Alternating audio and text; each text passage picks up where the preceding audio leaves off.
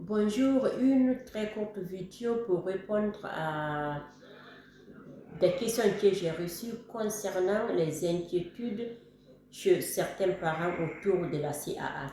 Elle me dit, si je donne un autre moyen de communication à mon enfant, est-ce que ça ne va pas nous rendre euh, paresseux d'utiliser ses propres mots? Et en tant que parent, je comprends très bien ces inquiétudes. Quand on est parent, on espère entendre son enfant parler, c'est le plus grand souhait de tout parent. Mais ce qui concerne la CAA, on a déjà dit que son objectif est d'aider l'enfant à comprendre et se faire comprendre. Donc, dans ce cas où je veux vraiment laisser mon enfant le temps pour parler, je vais me dire, attendons, donnons-lui le temps. On va attendre des mois, des années, on ne sait pas. Ou bien des semaines, ça peut se faire aussi, mais on ne sait pas quand. Et pendant ce temps qu'on attend, l'enfant, lui, il continue à grandir chaque jour et il continue à explorer le monde autour de lui. Donc, il a aussi besoin de participer dans certaines activités en groupe. Il a besoin d'exprimer ses émotions, ses idées, et ses besoins. Il a aussi besoin de développer son autonomie, d'accord? Et pour tout ça, l'enfant a vraiment besoin de communiquer, d'accord?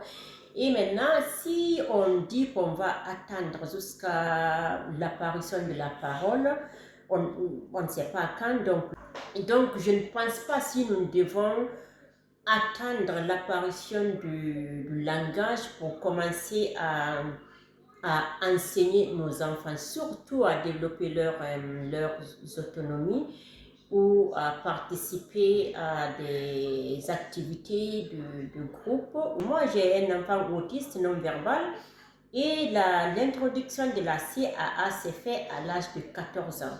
Donc, ce n'est pas la CAA qui est venue vraiment fermer la porte à la parole chez Salimatu. Donc, elle est non-verbale, elle est non-verbale. Donc, si l'enfant va parler, elle va parler. Si l'enfant va rester sans parole, elle va rester sans parole. Mais le plus important est qu'on a déjà aidé à l'enfant à communiquer ses besoins.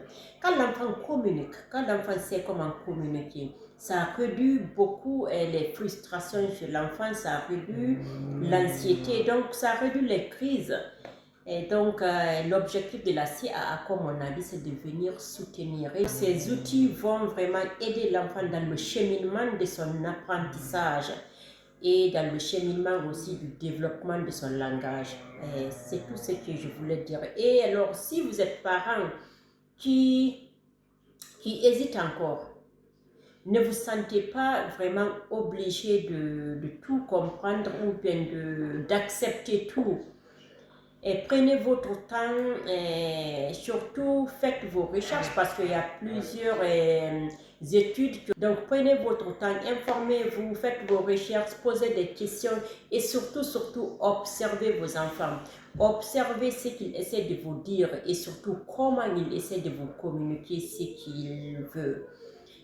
Et qu'est-ce que je vais ajouter encore? Si vous posez des questions, quand vous me posez des questions sur Messenger, ça va prendre du